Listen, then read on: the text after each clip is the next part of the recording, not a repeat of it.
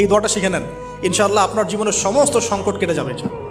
আমি নিজেও এই দোয়াটা বেশি বেশি করার চেষ্টা করি। দোয়াটা হচ্ছে, মুসা আলাইহিস সালাম একটা গাছের নিচে হেলান দিয়ে বসলেন, বসে দেখলেন দুজন মেয়ে দাঁড়িয়ে আছে দূরে, পানি নিতে পারছে না, লোকজন পানি নিয়ে যাচ্ছে, ওরা দাঁড়িয়ে আছে বেচারি। মুসা আলাইহিস সালাম গিয়ে বললেন, কি সমস্যা আপনাদের? তারা বললেন যে আমাদের বাবা অনেক বৃদ্ধ মানুষ, আমরা পানি নিতে পারি না যতক্ষণ না আমাদের কম পানি নিয়ে চলে যায়। মুসা আলাইহিস সালাম একটু বললাম না, ফিজিক্যালি খুব স্ট্রং ছিলেন, থাকে না বডি বিল্ডার, সামনে গিয়ে কথা বলে সরো পানি দিতে দাও, তখন মানুষ একটু মূল্যায়ন করে না। তো মুসা আলাইহিস সালাম এভাবে পানি নিয়ে দিলেন এবং বাছুরদেরকে পানি পান করালেন, করিয়ে গাছের নিচে এসে বসে আছেন।